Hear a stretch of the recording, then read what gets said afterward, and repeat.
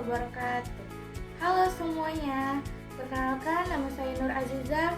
Saya mahasiswa dari STKIP Amal Bakti dengan NIM 250200152, Prodi Pendidikan Matematika semester 2. Baik, di video kali ini saya akan mempresentasikan mengenai faktor peran keluarga dalam tumbuh kembang peserta didik. Nah guys, faktor keluarga mempengaruhi perkembangan peserta didik karena keluarga adalah lingkungan pertama dan utama atau madrasah pertama yang membentuk kepribadian, nilai, emosi, dan bakat anak melalui pola asuh serta interaksinya sehari-hari. Keluarga juga memberikan landasan bagi karakter, motivasi belajar, dan ketahanan sosial anak sebelum berinteraksi dengan lingkungan luar. Nah, berikut ini alasan utama mengapa peran keluarga sangat mempengaruhi perkembangan peserta didik. Ini alasan yang pertama. Nah, alasan pertama, pendidikan karakter dan nilai moral. Keluarga menanamkan nilai-nilai moral dan perilaku melalui interaksi sehari-hari. Nah, maksudnya keluarga sebagai lingkungan pertama atau dasar pembentukan moral dan kepribadian anak. Sejak kecil, anak itu meniru perilaku orang tua dan lingkungan yang ada di sekitarnya. Nah, proses ini juga disebut dengan imitasi atau meniru. Nah, sebagai contoh, jika orang tuanya bersikap jujur, disiplin, bertanggung jawab, maka anak tersebut akan cenderung memiliki karakter yang sama. Nah, sebaliknya, jika lingkungan keluarga penuh dengan konflik dan permasalahan yang negatif, maka anak tersebut akan dapat meniru hal negatif tersebut. Yang kedua, dukungan emosional dan psikis peserta didik.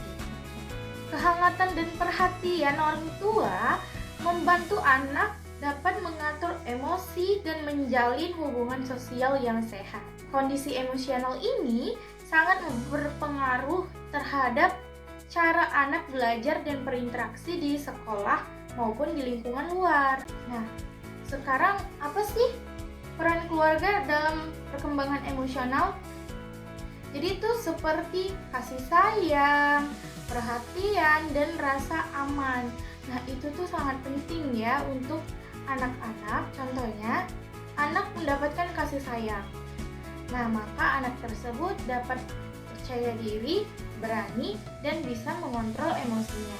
Begitu juga sebaliknya, anak yang kurang perhatian, maka anak itu bisa jadi pemalu dan mudah cemas atau agresif. Nah, kondisi emosional ini sangat berpengaruh terhadap anak dalam belajar di lingkungan sekolah maupun di lingkungan luar. Yang ketiga, memberi motivasi belajar. Dorongan, perhatian, dan sarana yang diberikan oleh orang tua menjadi pendorong utama motivasi anak untuk mencapai hasil belajar yang baik. Nah, orang tua juga berperan penting sebagai motivator. Contohnya, memberikan semangat saat anak belajar, mengapresiasi hasil belajar anak, membantu anak saat kesulitan dalam belajar. Nah, dampak dari hal tersebut yaitu anak dapat lebih rajin, tekun, dan memiliki tujuan belajar. Nah, prestasi akademik anak juga cenderung meningkat loh. Lingkungan rumah juga sangat mempengaruhi konsentrasi belajar anak. Nah, misalkan ada rumah yang tenang dan teratur, maka anak dapat lebih fokus lagi dalam belajar. Begitu juga hal sebaliknya, rumah yang bising dan sering berkonflik, maka anak akan sulit berkonsentrasi. Selain itu juga ada fasilitas yang diberikan oleh orang tua seperti buku, alat tulis, akses belajar yang mempengaruhi dan mendukung pembelajaran anak. Nah, tanpa dukungan keluarga, anak bisa kehilangan semangat belajar. Yang keempat, ada mengembangkan Kreativitas peserta didik. Mengembangkan kreativitas anak merupakan bagian penting dalam peran orang tua. Kreativitas tidak hanya membuat anak mampu menciptakan kreativitas baru, tetapi juga membantu mereka dalam memecahkan masalah, berpikir kritis, dan beradaptasi dengan berbagai situasi. Selain menyediakan fasilitas sebagai orang tua juga harus memberikan dorongan dan apresiasi atas segala upaya kreatif yang dilakukan oleh anak, berapapun besarnya. Berikanlah ia apresiasi dan berikanlah pujian dengan sederhana. Dengarkan ide anak dengan antusias dan dorong mereka untuk bisa lebih berpikir kritis. Nah, yang kelima ada pola asuh orang tua. Pola asuh orang tua memiliki 3 polar utama, yaitu yang pertama ada otoriter. Otoriter yaitu serba aturan dan anak kurang bebas. Nah, maka anak tersebut akan cenderung takut dan kurang percaya dirinya. Yang kedua ada permisif, yaitu terlalu bebas. Dampaknya anak lebih kurang disiplin. Yang ketiga ada demokratis, yaitu seimbang antara aturan dengan kebebasan. Maka dampaknya anak lebih mandiri dan bertanggung jawab. Dengan pola asuh yang tepat akan menghasilkan perkembangan yang seimbang dan sehat. Nah, yang terakhir yaitu keluarga sebagai pengontrol dan pembimbing.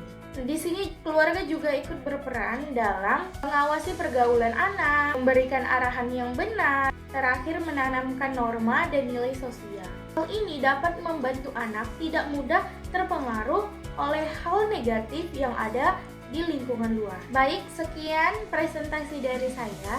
Adapun kesimpulannya yaitu peran keluarga sangat berpengaruh dalam perkembangan peserta didik, karena keluarga fondasi utama dalam kehidupan anak. Melalui keluarga, anak memperoleh pendidikan pertama, pembentukan karakter, dukungan emosional, serta motivasi belajar. Jika keluarga mampu menjalani perannya dengan pola asuh yang tepat, lingkungan yang mendukung, dan pemenuhan kebutuhan anak, maka perkembangan peserta didik akan berjalan optimal, baik dalam aspek akademik, sosial, maupun kepribadian. Dan sebaliknya, peran keluarga yang kurang baik dapat menjadi hambatan utama bagi anak dalam perkembangannya.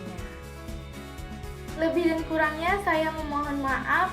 Wabillahi taufiq wal hidayah. Wassalamualaikum warahmatullahi wabarakatuh. Bye bye semuanya.